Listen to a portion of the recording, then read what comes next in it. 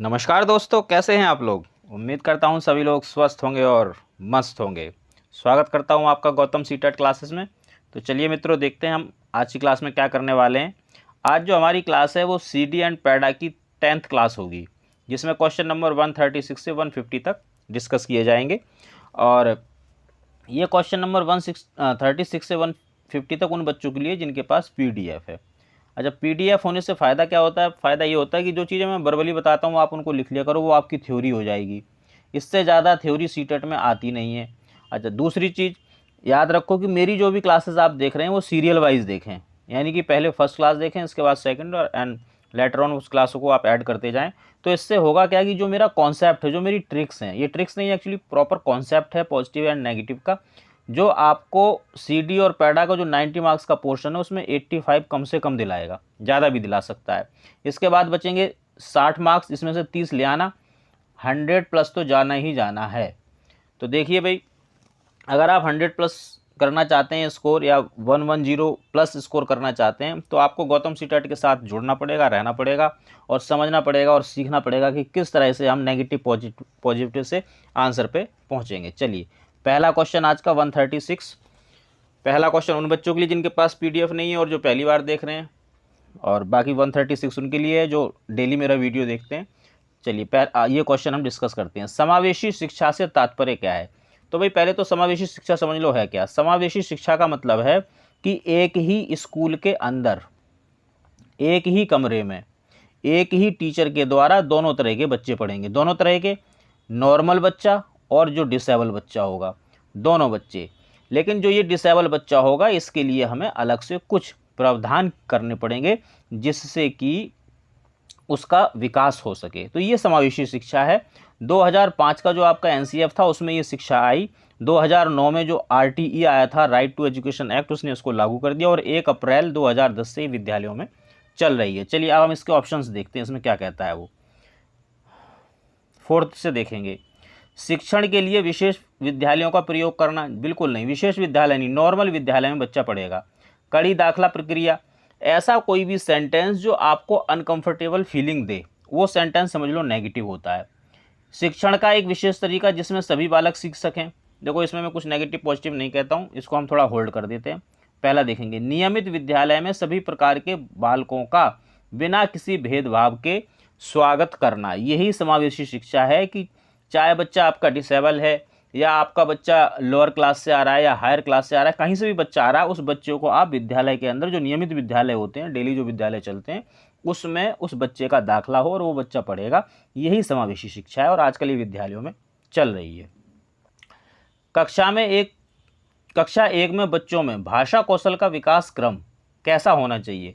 तो देखिए भाई, इसमें भाषा के जो कौशल होते हैं वो 4 होते हैं, ये चारों यहाँ पे लिखे हुए हैं, बट इसका आप क्रम देख लीजिए। पहला होता है लिसनिंग यानी कि सुनना, इसके बाद होता है स्पीकिंग यानी कि बोलना, फिर होता है रीडिंग यानी कि पढ़ना, और आफ्टर दैट राइटिंग। LSRW, ये भाषा के 4 कौशल हैं और ये क्रम में ही बच्चा सीखता है।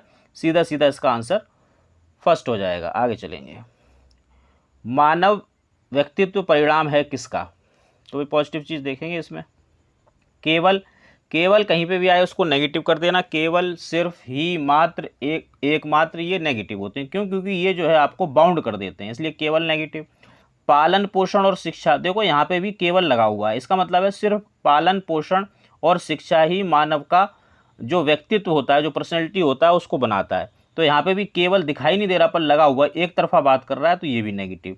अनुवांशिकता और वातावरण, कहीं पे भी आ जाए पॉजिटिव कर देना। अंतः क्रिया, अन्योन क्रिया, सक्रिय क्रिया, परस्पर क्रिया, कहीं भी आ जाए पॉजिटिव कर देना। केवल, वातावरण, केवल नेगेटिव हो गया। तो हमने कहा था कि यहाँ पॉजिटिव आंसर चाहिए, तो पॉजिटिव कौन सा है? जिसमें ये गोला लगाता हूँ ये पॉजिटिव है और जिसको अंडरलाइन कर दूँ वो नेगेटिव है। तो देखिए, negative, negative, negative, positive, positive, answer. तो ये नेगेटिव पॉजिटिव इतनी बेस्ट टेक्निक है आपके लिए कि आप तुरंत आंसर पे पहुंच जाएंगे। चलिए नेक्स्ट क्वेश्चन देखेंगे। कक्षा 1 और 2 स्तर के बच्चे कैसे सीखते हैं? पॉजिटिव चीज़ ढूंढेंगे भी, पॉजिटिव चीज़ से ही सीखेंगे बच्चे, नेगेटिव चीज़ से तो सीखेंगे नहीं। देखिए, अमूर्त, अमूर्त कैसा होगा? अमूर्त हमारा नेगेटिव है। प्राइमरी लेवल पे बच्चा उन चीज़ों से सीखता है जो उसके सामने होती हैं, यानी कि जो मूर्त होती हैं, ये है अमूर्त, तो ये हो गया नेगेटिव। अनुभव तो पॉजिटिव है, लेकिन आपने नेगेटिव अनुभव दिया बच्चे को, तो फिर ये सेंटेंस नेगेटिव हो जाएगा। मूर्त पॉजिटिव, अनुभव पॉजिटिव। मूर्त का मतलब जो चीज़ सामने है। अब आपके पास जो बच्चा आएगा वो 5 से लेकर 10, 12, 13 साल का बच्चा होगा, तो ये जो बच्चा, जो छोटा बच्चा है, ये उन चीज़ों से जल्दी सीखता है जो उसके सामने होती हैं, जो मूर्त होती है, जो कंक्रीट चीज़ जो होती है। तो ये पॉजिटिव हो गया। पढ़कर सीखते हैं, तो क्या सिर्फ पढ़ के सीखते हैं? इस लाइन का मतलब है ये एक तरफा लाइन है, वन साइडेड है, कि पढ़कर ही सीखते हैं या लिख कर ही सीखते हैं। तो ये ऐसा कोई भी सेंटेंस जिससे आपको ये पता चले कि एक तरफा बात हो रही है, वन साइडेड हो रहा है, तो वो सेंटेंस नेगेटिव होता है। अब देखिए, पॉजिटिव पूछना था, कक्षा 1 और 2 स्तर के बच्चे कैसे सीखेंगे? पॉजिटिवली जब कोई चीज़ होगी तभी सीखेंगे। तो negative, negative, negative, positive answer. ये तो मैं थ्योरी आपको बता देता हूँ, अगर आप इसको धीरे धीरे पढ़ेंगे, समझेंगे, और फिर आपको नेगेटिव पॉजिटिव की जब प्रैक्टिस हो जाएगी तो आप एकदम देखते ही आंसर बता देंगे। चलिए अगला देखेंगे। शिक्षार्थी व्यक्तिगत विभिन्नता प्रदर्शित करते हैं तो शिक्षक को क्या करना चाहिए? यानी कि हर बच्चे के अंदर इंडिविजुअल डिफरेंसेस होते हैं, तो टीचर को क्या करना चाहिए भाई? कोई पॉजिटिव चीज़ करे टीचर, तभी तो वो इंडिविजुअल डिफरेंसेस को सही तरह से उसका पोषण कर पाएगा, उसको पोषित कर पाएगा। तो देखते हैं भाई, अधिगम की एक समान गति पर बल देना चाहिए। एक समान, कहीं पे भी आए समान या एक समान, इसको नेगेटिव कर देना। क्यों? क्योंकि वो खुद ही कह रहा है कि व्यक्तिगत विभिन्नता होती है बच्चों के अंदर, तो फिर वो एक समान गति से कैसे सीख सकते हैं? कोई धीरे से सीखेगा, कोई तेजी से सीखेगा, कोई खेल के सीखेगा, कोई पढ़ के सीखेगा, कोई नाटक करके सीखेगा। तो एक समान जो गति है ये इन बच्चों के लिए ठीक नहीं है, इसलिए ये नेगेटिव है। दूसरा देखें, कठोर अनुशासन सुनिश्चित करना चाहिए। अनुशासन कहीं पे भी आए नेगेटिव करो। क्यों नेगेटिव करो? क्योंकि ये छोटा जो बच्चा है आपके पास 5 से 10, 12, 13 साल तक का, ये बच्चा अनुशासन में नहीं रहना चाहता है, इसकी प्रकृति नहीं है, ये तो स्वच्छंद रहना चाहता है, इसलिए ये बच्चा अनुशासन को पसंद नहीं करेगा, इसलिए अनुशासन नेगेटिव। परीक्षाओं की संख्या बढ़ानी चाहिए, परीक्षा नेगेटिव। कई बार बता चुका हूँ मैं और वीडियोज़ में, यहाँ पे भी बता देता हूँ परीक्षा क्यों नेगेटिव है भाई। क्योंकि जो बच्चा आपके पास आ रहा है ये परीक्षा देने नहीं आ रहा है, ये तो क्या है कि इसने कुछ ज्ञान अर्जित कर लिया है, उसके संशोधन के लिए आ रहा है, और कुछ आपसे सीखने आ रहा है, परीक्षा देने नहीं आ रहा है। उसे आप परीक्षा की लाइन में खड़ा मत करो, क्योंकि अगर आपने परीक्षा की लाइन में खड़ा कर दिया तो बच्चा सिर्फ पेपर पास करने के लिए, अंक अर्जित करने के लिए, ग्रेड अर्जित करने के लिए पढ़ेगा, सीखने के लिए नहीं पढ़ेगा। जबकि यहाँ होना क्या है? यहाँ पर ये होना है कि बच्चा कुछ सृजनात्मक सीखे, उसकी जो रचनात्मकता है उसका विकास हो। परीक्षा देने से कुछ नहीं होगा। तो परीक्षा नेगेटिव, अनुशासन नेगेटिव, एक समान गति नेगेटिव, तो आंसर तो यही होगा। क्योंकि पॉजिटिव पूछ रहा था, ये तो नेगेटिव हो गए सारे। तो अब इसमें पॉजिटिव क्या है? सीखने के विविध, विभिन्न, भिन्न, वैविध्यपूर्ण, कहीं पे भी आ जाए आंसर कर देना। अनुभव पॉजिटिव, ये आप बच्चे को दे रहे हैं तो ये पॉजिटिव। पॉजिटिव पूछ रहा था, देखो ये 2 पॉजिटिव के निशान लगे हुए हैं, इसको आंसर कर दो। तो जब आपको नेगेटिव पॉजिटिव की प्रैक्टिस हो जाएगी तो बड़े आसानी से आप आंसर कर पाओगे, और बहुत जल्दी। देखो अगर आपको नेगेटिव पॉजिटिव करना है तो negative, negative, negative, positive, positive answer दो भाई, ये बिल्कुल आसान तरीका है। और देखो ये नेगेटिव पॉजिटिव कुछ नहीं है, ये बस वेटेज है कि जो 4 ऑप्शन दिए होते हैं ना, इनमें से आपको देखने से ऐसा लगेगा कि चारों के चारों आंसर हैं, और हैं भी। क्योंकि इसमें है क्या है कि भाई बच्चा सीखता तो सबसे है, बट आपको वो ऑप्शन निकालना है जिससे बच्चा सबसे ज़्यादा, बेस्ट ऑप्शन निकालना है, सबसे ज़्यादा सीखेगा। तो जो ये नेगेटिव पॉजिटिव है ये आपको बेस्ट ऑप्शन की तरफ ले जाएंगे। इसकी प्रैक्टिस करो आप। और प्रैक्टिस करने का तरीका क्या है? आप PDF ले लीजिए और बस उस पर लग जाओ प्रैक्टिस करने पे। सिर्फ CD के 1500 क्वेश्चन है मेरे पास, बहुत बढ़िया, बहुत बेहतरीन प्रैक्टिस हो जाएगी आपकी। चलिए 141 देखते हैं। प्राय शिक्षार्थियों की त्रुटियाँ किसकी ओर संकेत करती हैं? देखो जो ये त्रुटियाँ होती हैं बच्चे की, ये पॉजिटिव होती हैं, ये ध्यान रखना। पॉजिटिव चीज़ हमें ढूंढनी पड़ेगी। यहाँ से चलते हैं। सीखने की अनुपस्थिति, इसका मतलब है कि जो बच्चा, अगर बच्चे ने गलती कर दी तो इसका मतलब उसने सीखा नहीं, कुछ नहीं। बच्चा जब गलती बच्चा पता कब करता है? बच्चा गलती तब करता है जब वो सीखना चाहता है, उसका सीखने का मन होता है, जब वो जिज्ञासु होता है, जब वो सीख रहा होता है, तब वो गलती करता है ना। अगर वो उसका सीखने का मन ही ना हो, कुछ करे ही ना, तो फिर गलती होगी नहीं। तो ऐसा नहीं, बच्चा जब गलती करता है तब भी उसने कुछ ना कुछ सीखा होता है। यांत्रिक, कहीं भी आए नेगेटिव करना। अभ्यास, कहीं भी आए नेगेटिव करना। अभ्यास सिर्फ एक कंडीशन है जहाँ पे पॉजिटिव हो जाता है, और वो है खेल की कंडीशन। अगर क्वेश्चन खेल का है और उसमें अभ्यास दिया हुआ है तो ये पॉजिटिव हो जाएगा, अदरवाइज ये नेगेटिव रहेगा। अभ्यास क्यों नेगेटिव है? क्योंकि जो बच्चा आपके पास आ रहा है, आपको सब कुछ बच्चे के हिसाब से सोचना है कि अगर बच्चा होता तो इस क्वेश्चन का क्या आंसर करता, वही आंसर आपको करना है। क्योंकि सीटेट का जो सिलेबस है ना, वो सारा बच्चे के आसपास घूमता है, इसलिए। तो अभ्यास, छोटे बच्चे अभ्यास करना पसंद नहीं करते हैं, इसलिए नेगेटिव। बी देखेंगे, शिक्षार्थियों का सामाजिक आर्थिक स्तर। देखो इसमें एक सेंटेंस, इसमें एक वर्ड आया आर्थिक, ये नेगेटिव होता है। इस आर्थिक का मतलब है पैसा या रुपया, यानी कि जो बच्चे के पेरेंट्स हैं या जो शिक्षार्थी है वो कैसा है, गरीब है या अमीर है, इस बात की ओर संकेत करती हैं त्रुटियां? ऐसा बिल्कुल नहीं। अर्थ जो है नेगेटिव, अगर अर्थ का मतलब पैसा या रुपया है तो नेगेटिव रहेगा, लेकिन अगर अर्थ का मतलब मीनिंग है, मीनिंगफुल है चीज़, तो फिर वो पॉजिटिव हो जाएगी। ये चीज़ें आप लिख लिया करो जो मैं बताता हूँ, तो क्योंकि यही आपके नोट्स हैं सीटेट में, इससे ज़्यादा नोट्स की जरूरत पड़ेगी नहीं। इन्हीं नोट से आप 110 से ऊपर स्कोर करोगे, मैं गारंटी देता हूँ। अब देखिए नेगेटिव नेगेटिव नेगेटिव, तो आंसर क्या बचा ये? तो ये नेगेटिव पॉजिटिव आपको आंसर की तरफ ले जाएंगे। अब ये आंसर कैसे है, देखो इसमें कुछ पॉजिटिव वर्ड नहीं लिखा हुआ है, तो कई सेंटेंस ऐसे आएंगे जिसमें आपको नेगेटिव नेगेटिव नेगेटिव मिल जाएगा, लेकिन चौथे में कुछ पॉजिटिव नहीं मिल रहा है। तो ये तो कन्फर्म है ना कि ये 3 आंसर नहीं है, तो फिर इसको ही आंसर करो। अब इसको सीख भी लो, समझ भी लो कि कैसे। देखो जो गलतियां होती हैं, गलतियों से ये पता चलता है हमें कि बच्चे के दिमाग में क्या चल रहा है। टीचर ये जान जाता है कि बच्चा जब सीख रहा होता है तो उसने गलती कर दी, तो इसका मतलब वो कैसे सीख रहा था जो गलती हो गई। बच्चे के दिमाग में क्या चल रहा है, बच्चा क्या सोच रहा है, क्या सोच के काम कर रहा है, क्या सोच के एक्टिविटी कर रहा है, ये चीज़ हमें पता चलती है कि बच्चा कैसे सीखता है। तो जो ये त्रुटियां होती हैं ये पॉजिटिव होती हैं, क्योंकि इससे हमें ये पता चल जाता है कि बच्चे के दिमाग में क्या चल रहा है। फिर अच्छा है या गलत है उसको देख के हम उसको में संशोधन कर सकते हैं, बच्चे को करेक्ट कर सकते हैं। तो इसलिए आंसर होगा आपका फर्स्ट। एक बच्चा जो से ग्रस्त है वह सा और वाज, न्यूक्लियर अनक्लियर में अंतर नहीं कर पाता है, वो किससे ग्रस्त है? तो भाई इसका सीधा आंसर है डिसलेक्सिया। क्यों? क्योंकि बच्चे को पढ़ने में प्रॉब्लम हो रही है। बाकी मैं आपको बता दूं कि जो सीटेट का सिलेबस है, सीटेट के सिलेबस में 7 या 8 डिसेबिलिटीज़ आती हैं, लर्निंग जो डिसेबिलिटीज़ है। और बच्चे हमेशा कंफ्यूज रहते हैं कि भाई ये डिसलेक्सिया क्या है, डिस्मोरेफिया क्या है, ये क्या है, वो क्या है। तो इसको समझने का एक सबसे बेस्ट तरीका क्या है कि आप मेरे चैनल पे जाओ, वहाँ पे है गौतम्स ट्रिक, उसमें 3 4 5 ट्रिक पड़ी हुई हैं, आप उनको देख लेना। आपको सारी तो ये लर्निंग डिसेबिलिटी याद हो जाएंगी। किसने कौन सा सिद्धांत दिया, बुद्धि के कितने सिद्धांत थे, कौन किसने क्या सिद्धांत दिया, अमेरिका के मनोवैज्ञानिक कौन से थे, कुत्ते ने किस पे प्रयोग किया, बिल्ली पे किस पे, ये सारी जो चीज़ें हैं आपको इस गौतम ट्रिक में मिल जाएंगी। ये क्वेश्चन जाके आप वहाँ समझ लेना, बहुत बेहतरीन तरीके से मैंने समझाया है। बच्चों के सीखने की प्रक्रिया में प्रगति तब हो सकती है जब हम कुछ पॉजिटिव करें, तो इसका मतलब पॉजिटिव चीज़ पूछ रहा है वो। देखिए उसकी प्रगति की नियमित रूप से जांच करें। देखो जो नियमित वर्ड है या नियम, ये नेगेटिव होता है, लेकिन मैं इस क्वेश्चन में देख रहा हूँ कि ये ना सब जगह आ गया। अब जब कोई नेगेटिव वर्ड या पॉजिटिव वर्ड चारों ऑप्शनों में आया हुआ है, तो फिर ये नेगेटिव पॉजिटिव नहीं रह जाता। इस बात का थोड़ा सा ध्यान रखना। तो अब यहाँ पे ये नियमित ना तो नेगेटिव है ना पॉजिटिव है, क्योंकि ये चारों में है, तो इसको हम छोड़ के बाकी चीज़ देखेंगे। देखिए आंसर हमें करना है कौन सा? आंसर करना है हमें पॉजिटिव, क्योंकि वो कह रहा है बच्चों के सीखने की प्रक्रिया में प्रगति तब होगी जब हम क्या करेंगे, कोई पॉजिटिव काम करेंगे। देखिए उनकी प्रगति की नियमित रूप से जाँच करेंगे। अब इसको तो हमने छोड़ ही दिया, तो हाँ ये हो सकता है। बच्चों की प्रगति की नियमित रूप से जांच के साथ साथ सुधारात्मक कदम उठाए जाएं। अब ये पॉजिटिव मिला इसमें। बच्चों को नियमित रूप से गृह कार्य देना, गृह कार्य नेगेटिव। बच्चों के लिए नियमित रूप से गतिविधियां आयोजित करना, ये ठीक हो सकता है, ये ठीक हो सकता है। ये तो बिल्कुल नेगेटिव होगा, गृह कार्य नेगेटिव होता है। मैंने बताया कि गृह कार्य से बच्चा सीखता तो है, लेकिन उसमें यह संभावना रहती है कि बच्चा बेईमानी कर ले। क्या बेईमानी कर ले? हो सकता है मम्मी से करवा लिया या पापा से करवा लिया, भाई से, बहन से, किसी और से करवा लिया। तो यहाँ हमें पता नहीं होता, हम खुद अवलोकन नहीं कर पाते हैं कि बच्चा क्या सीख रहा है, इसलिए गृह कार्य नेगेटिव।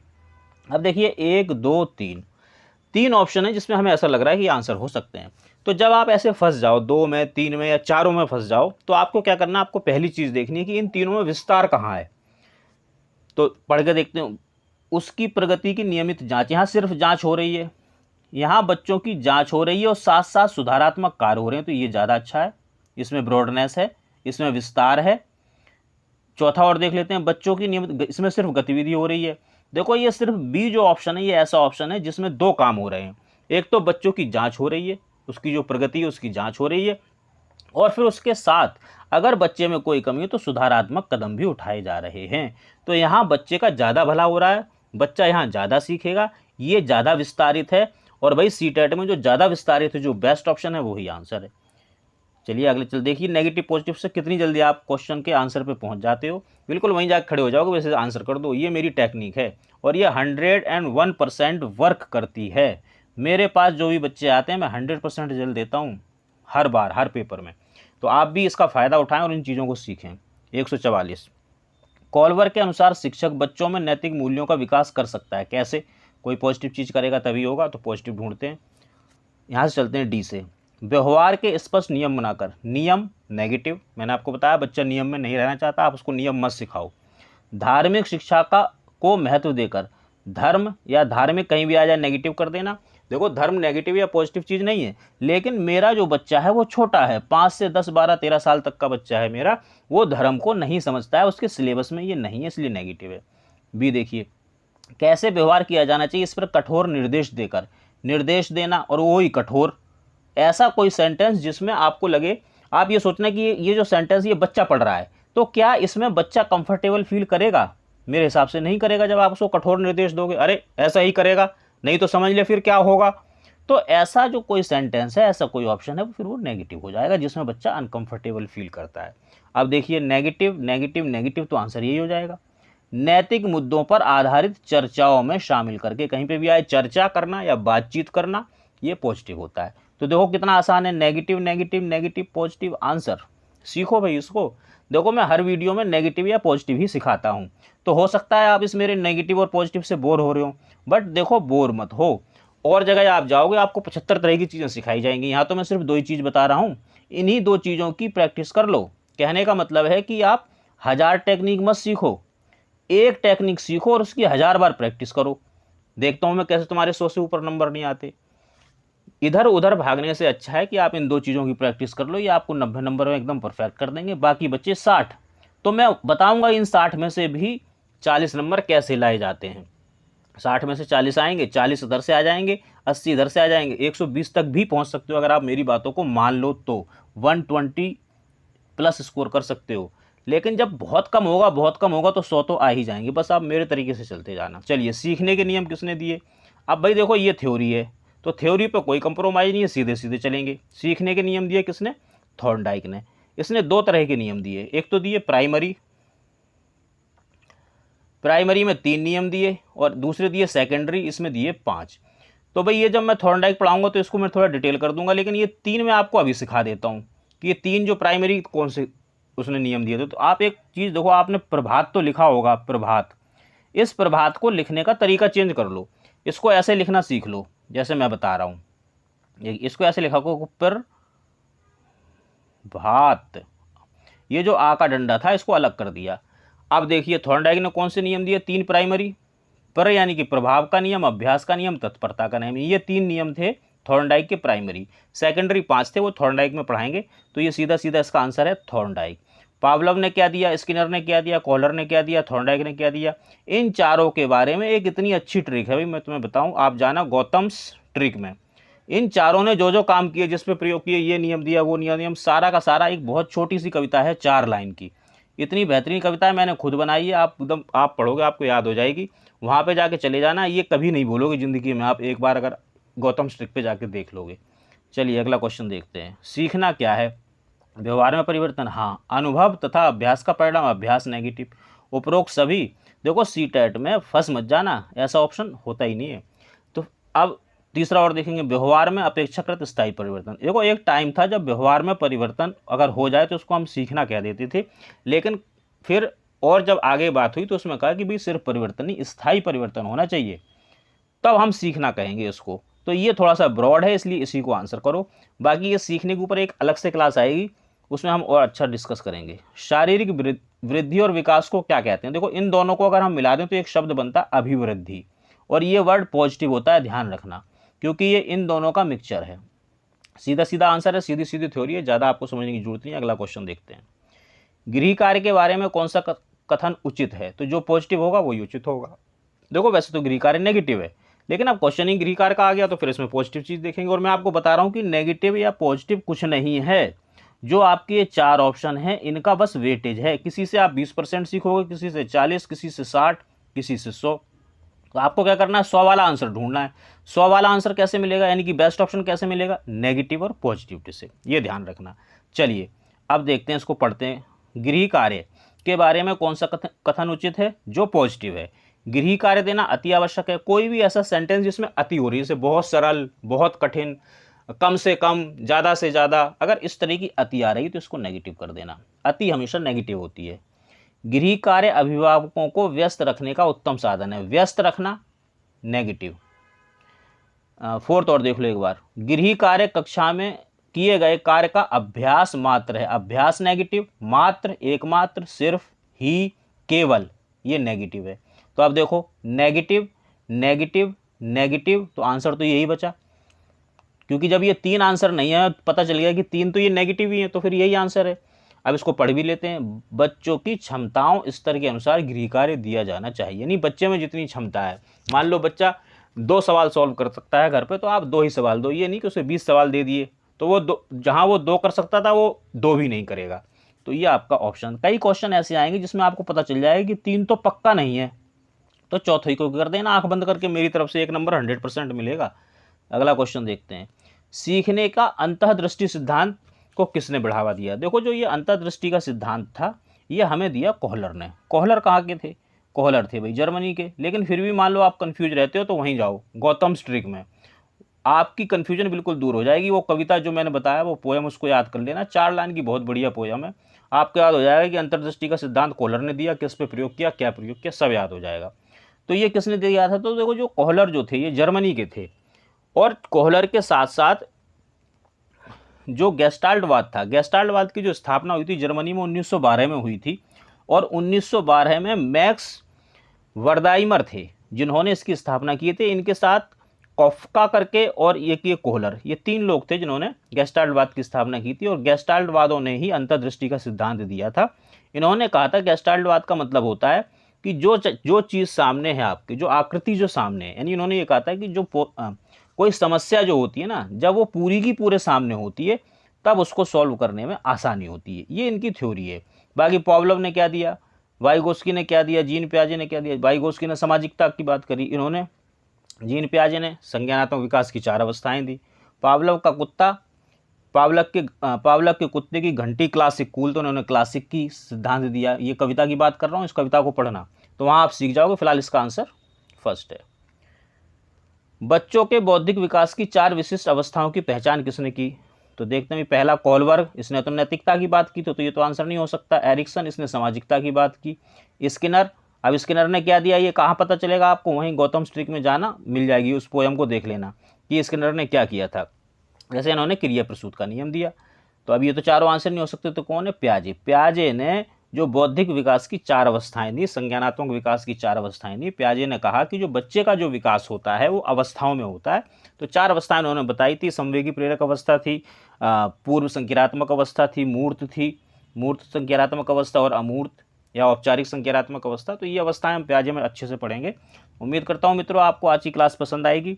और बाकी अगर आपको किसी भी तरह की हेल्प चाहिए, किसी तरह का गाइडेंस चाहिए सीटेट के बारे में, या PDF वगैरह चाहिए, तो आप इस नंबर पे जो है ले सकते हैं। बाकी दोस्तों सब्सक्राइब, लाइक, कमेंट, शेयर करते रहिए, तभी मज़ा आएगा पढ़ाने में। और मैं आपको गारंटी देता हूँ, आप घबराओ मत बिल्कुल भी, 100 से ज़्यादा ही आपको नंबर दिलवाऊँगा। आज की क्लास हम यहीं ख़त्म करते हैं, कल मिलेंगे। जय हिंद, जय शिक्षक।